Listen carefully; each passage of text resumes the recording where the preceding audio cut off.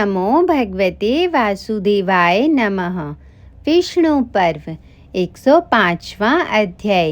इस अध्याय में हम जानेंगे प्रद्युम्न द्वारा शंभरासुर की सेना और मंत्रियों का संहार। वैशंपायन जी कहते हैं, जन्मेजय तत्पश्चात शंभरासुर के पुत्रों तथा रुक्मिणी नंदन प्रद्युम्न का घोर रोमांचकारी युद्ध आरंभ हुआ। उस समय क्रोध में भरे हुए बड़े बड़े वेगशाली दैत्य एक ही साथ प्रद्युम्न पर बाण, शक्ति, फरसे, चक्र, तोमर, कुंत, भुशुंडी और मूसलों की वर्षा करने लगे। यह देख श्री कृष्ण कुमार प्रद्युम्न अत्यंत कुपित हो उठे और अपने सर्वास्त्र वर्षी धनुष से छूटे हुए 5-5 बाणों द्वारा उन्होंने युद्ध के मुहाने पर शत्रुओं के प्रत्येक अस्त्र को क्रोधपूर्वक काट डाला। तब वे सभी असुर पुनः कुपित हो युद्ध के लिए दृढ़ निश्चय करके प्रद्युम्न के वध की इच्छा से बाण समूहों की वर्षा करने लगे। इससे अनंग स्वरूप प्रद्युम्न का क्रोध बहुत बढ़ गया। उन्होंने तुरंत ही धनुष हाथ में लेकर अपने बाणों द्वारा शंभरासुर के 10 महाबली पुत्रों को तत्काल काल के गाल में भेज दिया। तत्पश्चात कुपित हुए पराक्रमी केशव कुमार ने दूसरे भल्ल से बड़ी शीघ्रता के साथ चित्रसेन का मस्तक काट डाला। तदंतर जो मरने से बच गए वे सब एक साथ संगठित होकर युद्ध करने लगे। बाणों की वर्षा करते हुए उन्होंने प्रद्युम्न को मार डालने की इच्छा से उन पर धावा किया। वे बाणों को धनुष पर रखकर युद्ध के लिए उत्सुक हो उन्हें छोड़ने लगे। महातेजस्वी प्रद्युम्न खेल सा करते हुए इनके मस्तक काट काट कर गिराने लगे। सम्रांगण में जो 100 उत्तम धनुर्धर वीर थे, उन सब का संहार करके वे मन में और भी युद्ध की अभिलाषा लिए संग्राम के मुहाने पर खड़े हो गए। अपने 100 पुत्रों का वध हुआ सुनकर शंभरासुर को बड़ा क्रोध हुआ। उसने सारथी को आदेश दिया कि मेरे रथ को जोतो। राजा की यह बात सुनकर सारथी ने पृथ्वी पर मस्तक टेक कर प्रणाम किया और सेना सहित रथ को पूरी सावधानी के साथ युद्ध के लिए प्रेरित किया। उस रथ में 1 सहस्त्र मृग जुते हुए थे। वह सर्पों की रस्सियों से जोता गया था। वह रथ व्याघ्र चर्म से ढका हुआ था। उसमें घुंघरुओं की माला शोभा दे रही थी। वह कृत्रिम पशु पक्षियों से व्याप्त तथा 10 चित्रभागों से विभूषित था। उसके सारे अंग तारिकाओं के चित्र से व्याप्त थे। सोने का कुबर उस रथ की शोभा बढ़ा रहा था। उसका बहुत ही ऊंचा भाग सुंदर पताकाओं से सुशोभित था। उसमें सिंह के चिन्ह वाली उग्र ध्वजा फहरा रही थी। उस रथ का आवरण सुंदर विभाग पूर्वक बना हुआ था। उसमें लोहे के हरसे और वज्रमणि जटित कुबर शोभा पाते थे। उसका शिखर मंद्राचल के समान ऊंचा था। वह सुंदर चंवर से विभूषित था। नक्षत्रों की मालाओं से आवृत तथा सुवर्णमय दंड से सुस्थिर बने हुए उस शोभाशाली कांतिमान रथ पर शंभरासुर आरूढ़ हुआ। सोने का विचित्र कवच, धनुष और बाण धारण करके काल से प्रेरित हो युद्ध की इच्छा से वह प्रस्थित हुआ। उसके साथ 4 मंत्री थे और वह विशाल सेना से घिरा हुआ था। दुर्धर, केतुमाली, शत्रुहंता और परमर्दन इन मंत्रियों से घिरा हुआ वह युद्ध की इच्छा से रणभूमि की ओर प्रस्थित हुआ। 10,000 हाथी, 200 रथ, 8,000 घोड़े और 10 लाख पैदल इतने योद्धाओं से घिरे हुए शंभरासुर ने उस समय युद्ध के लिए प्रस्थान किया। युद्ध के लिए जाते समय उसके सामने बहुत से उत्पात प्रकट हुए। आकाश में ग्रहध्रुवों का मंडल मंडराने लगा। संध्या काल के समान लाल रंग के बादल गड़गड़ाने लगे। मेघ बड़े कठोर शब्द में गर्जना करने लगे। आकाश से बिजली गिरने लगी। गीदड़ियां अमंगल सूचक बोली बोलने लगी, जिससे सेना के महान संहार की सूचना मिलती थी। गीध दानवों के रक्त का पान करने की इच्छा रखकर उसके ध्वजा के अग्रभाग पर जा बैठा। उसके रथ के सामने पृथ्वी पर कबंध पड़ा हुआ दिखाई देने लगा। शंभरासुर के रथ के ऊपर बहुत से पक्षी चींची कूची ऐसी बोली बोलने लगे। सूर्य को राहु ने ग्रस लिया और उन पर अनेक घेरे पड़ गए। उसका बायां नेत्र फड़कने लगा, जो भय की सूचना दे रहा था। बाईं भुजा कांपने लगी और रथ के घोड़े लड़खड़ाकर गिरने लगे। देवद्रोही शंभरासुर के मस्तक पर कौवा जा बैठा। पर्जन्य देव कंकड़ और अंगारों से मिश्रित रक्त की वर्षा करने लगे। संग्राम के मुहाने पर सहस्त्रों उल्कापात होने लगे।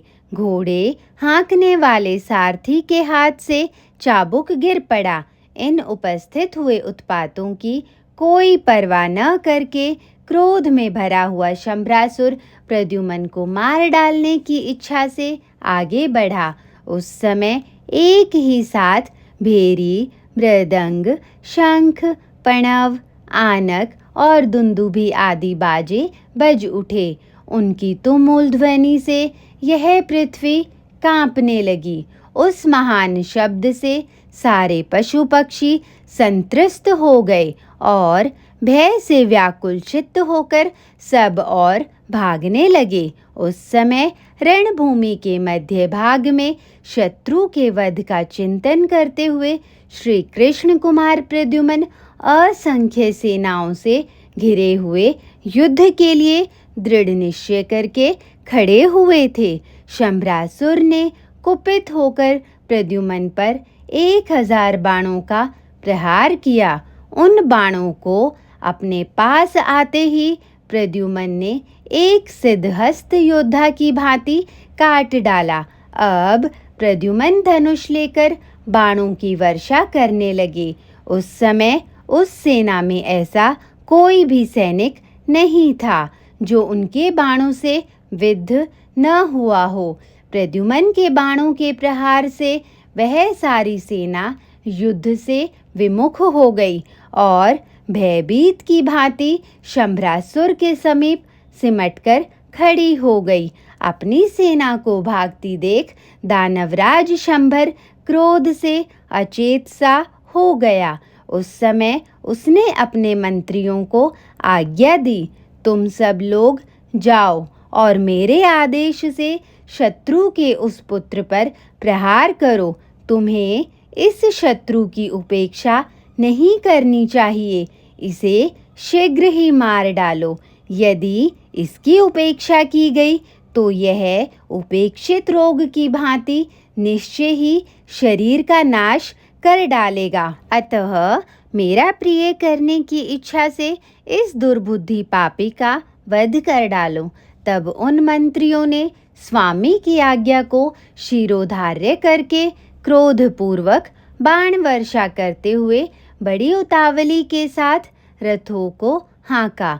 युद्ध में उन्हें धावा करते देख बलवान मकरध्वज प्रद्युम्न भी कुपित हो उठे और बड़े वेग से धनुष उठाकर शत्रुओं के सामने खड़े हो गए।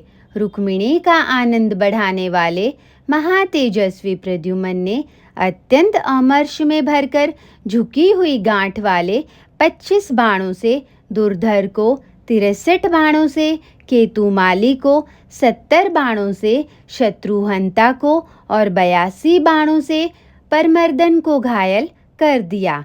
तदंतर वे कुपित हुए मंत्री भी प्रद्युम्न को बाण वर्षा का निशाना बनाने लगे। उनमें से एक एक ने प्रद्युम्न को 60-60 बाण मारे उन बाणों को अपने पास आने से पहले ही प्रद्युम्न ने तीखे सहायकों से काट डाला।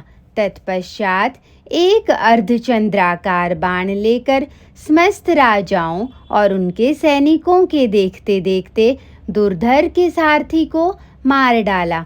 फिर उत्तम गांठ वाले कंक पत्र युक्त 4 तीखे नाराजों द्वारा दुर्धर के रथ संबंधी 4 घोड़ों को काल के गाल में भेज दिया। इसके बाद एक बाण से रथ को जोड़ने वाली रस्सी, छत्र और ध्वज तथा एक बाण से बंधुर के टुकड़े टुकड़े कर डाले। फिर 60 बाणों से प्रद्युम्न ने रथ के जुए, धुरे और पहियों को भी काट डाला।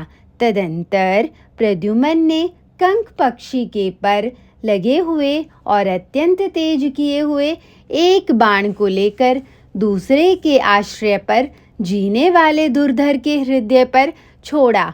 तब वह दुर्धर निष्प्राण हो शोभा और सत्व से रहित हो गया। उसकी कांति फीकी पड़ गई। वह रथ की बैठक में से नीचे गिर पड़ा। उस समय वह जिसका पुण्य क्षीण हो गया हो ऐसे ग्रह के समान दिखने लगा। दुर्धर शूर दानव था। उसके मारे जाने पर दानवेश्वर केतुमाली भी कृष्ण कुमार प्रद्युम्न पर बाणों के समूहों को छोड़ता हुआ चढ़ आया। तदंतर क्रोध में भरा हुआ केतुमाली भ्रकुटी चढ़ाकर मुख को भीषण बना प्रद्युम्न पर सहसा दौड़ पड़ा और उनसे कहने लगा, खड़ा रहे, खड़ा रहे। यह सुनकर श्री कृष्ण कुमार प्रद्युम्न को बड़ा क्रोध हुआ। उन्होंने बाणों की वर्षा करके केतुमाली को ढक दिया। ठीक उसी तरह जैसे वर्षा ऋतु में बादल जल की धाराओं से पर्वत को आच्छादित कर देता है। धनुर्धर प्रद्युम्न के द्वारा घायल हुए दानव मंत्री केतुमाली ने प्रद्युम्न का वध करने की इच्छा से चक्र लेकर उनके ऊपर चलाया। श्री कृष्ण के चक्र के समान तेजस्वी उस सहस्त्रार चक्र को पास आया देख प्रद्युम्न ने सहसा उछलकर उसे पकड़ लिया और सबके देखते देखते उस समय उसी चक्र से केतुमाली का सिर काट लिया। रुक्मिणी कुमार का वह महान कर्म देखकर समस्त देवताओं सहित देवराज इंद्र को बड़ा विस्मय हुआ। उस समय गंधर्वों और अप्सराओं ने उनके ऊपर फूलों की वर्षा की। केतुमाली को मारा गया देख शत्रुहंता और प्रमर्दन विशाल सैन्य समूह के साथ प्रद्युम्न पर टूट पड़े। वे गदा, मूसल, चक्र, प्रास, तोमर, सायक, भिंदीपाल, कुठार और चमकीले कुटमुदगरों को एक साथ ही श्री कृष्ण कुमार के वध के लिए उनके ऊपर फेंकने लगे। वीर प्रद्युम्न ने भी अपने हाथों की फुर्ती दिखाते हुए शस्त्र समूहों द्वारा शत्रुओं के अस्त्र जाल के बारंबार बहुतेरे टुकड़े कर डाले। उन्होंने कुपित होकर सहस्त्रों हाथियों और हाथी सवारों को मार डाला। सारथियों सहित रथों और घोड़ों को भी रौंदकर मिट्टी में मिला दिया। उन सब को धराशाही करते हुए प्रद्युम्न ने अपने बाण समूहों द्वारा समस्त सैनिकों को बींध डाला। कोई भी ऐसा नहीं दिखाई देता था जो उनके बाणों से विद्ध न हुआ हो। इस प्रकार मक्रध्वज ने शत्रु की सारी सेनाओं को मथ डाला और एक भयानक नदी बहा दी जो रक्त में जल की तरंगों से सुशोभित होती थी। मोतियों के हार उसमें उठती हुई बहुसंख्यक लहरों के समान प्रतीत होते थे। वसा और मेदे कीच के समान जान पड़ते थे। छत्र, द्वीप और बाण भंवर के समान थे। रथ ही उस नदी के तट बनकर उसकी शोभा बढ़ाते थे। केयूर और कुंडल उसमें कछुए का भ्रम उत्पन्न करते थे। ध्वज रूपी मत्स्य उसकी शोभा बढ़ाते थे। हाथी रूपी ग्राहों से युक्त होने के कारण वह बड़ी भयंकर जान पड़ती थी। खड्ग रूपी नाकें उसके आभूषण थे। वह केश रूपी सेवार से ढकी हुई थी। कटी सूत्र कमलनाल के समान प्रतीत होते थे। सुंदर मुख ही उसमें खिले हुए मनोहर कमल थे। हिलते हुए चवर हंसों के पंख संचालन की भांति प्रतीत होते थे, मानो उनके द्वारा उस नदी को हवा की जा रही थी। हाथी आदि पशुओं के कटे हुए मस्तक उसमें तिमी नामक मत्स्य के समान सब और व्याप्त थे। वह शोणित की वेग युक्त धारा बहा रही थी। अनंग स्वरूप प्रद्युमन के द्वारा बहाई गई वह रक्त नदी अत्यंत दुस्तर, दुर्लक्ष्य, दुर्गम एवं भयंकर थी। तेजोहीन पुरुषों के लिए उसे पार करना अत्यंत कठिन था। शस्त्र रूपी ग्राहों से युक्त वह घोर नदी यमराज के राज्य की वृद्धि कर रही थी। उस युद्ध में श्रीमान रुक्मिणी कुमार प्रद्युमन ने बहुत से धनुर्धरों को मथ डाला और शत्रुहंता पर अनेक बाणों की वर्षा की। तब पुनः क्रोध में भरे हुए शत्रुहंता ने एक उत्तम बाण छोड़ा जो प्रद्युमन की छाती पर जाकर लगा। उस बाण से घायल होकर बलवान प्रद्युमन तनिक भी विचलित नहीं हुए। उन्होंने मरणासन शत्रुहंता के लिए एक शक्ति उठाई। रणभूमि में रुक्मिणी कुमार ने वह अग्नि की ज्वाला से युक्त शक्ति चला दी। इंद्र के वज्र की भांति गड़गड़ाहट पैदा करती हुई वह शक्ति शत्रुहंता का हृदय विदीर्ण करके पृथ्वी पर गिर पड़ी। हृदय विदीर्ण हो जाने से उसके सारे अंग शिथिल हो गए। मर्म स्थानों और अस्थियों के बंधन खुल गए। उस दशा में महाबली शत्रुहंता रक्त वमन करता हुआ धरती पर गिर पड़ा।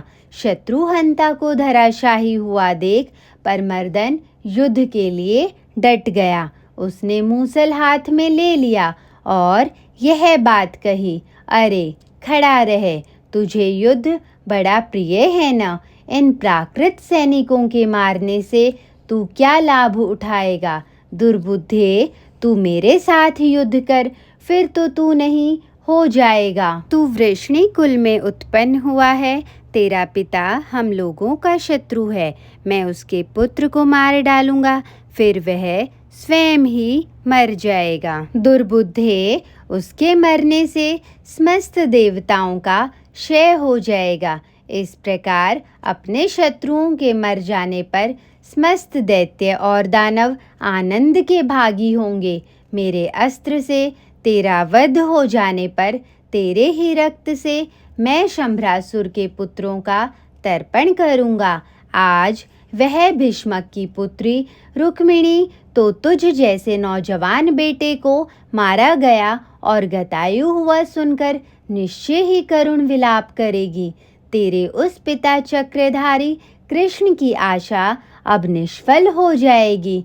तुझे मारा गया जानकर वह मंदबुद्धि मानव अपने प्राणों का परित्याग कर देगा। ऐसा कहकर उसने तुरंत ही रुक्मिणी कुमार प्रद्युमन पर परिघ से प्रहार किया। उससे ताड़ित हुए महान तेजस्वी और प्रतापी प्रद्युमन ने अपनी दोनों भुजाओं से उसके रथ को ही ऊपर को उछाल दिया और पृथ्वी पर गिराकर चूर चूर कर डाला। प्रमर्दन उस रथ से कूदकर पैदल ही युद्ध के लिए खड़ा हो गया और अपनी उस प्रसिद्ध गदा को हाथ में लेकर उसने सहसा रुक्मिणी कुमार पर आक्रमण किया, परंतु प्रद्युमन ने उसकी फेंकी हुई उस गदा से ही प्रमर्दन को मार गिराया। दैत्य प्रमर्दन के मारे जाने पर समस्त असुर सैनिक भाग खड़े हुए। सिंह के भय से भागे हुए हाथियों के समान वे प्रद्युमन के सामने ठहर न सके।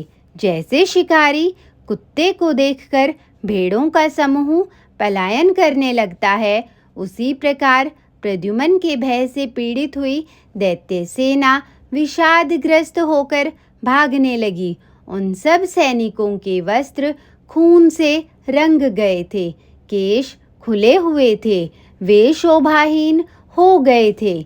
इस अवस्था में वह दैत्य सेना रजस्वला युवती की भांति कहीं छिप जाने का प्रयत्न करने लगी। युवती के समान वेश धारण करने वाली वह दैत्य सेना कामदेव के बाणों से घायल हो सैनिकों की ओर चली।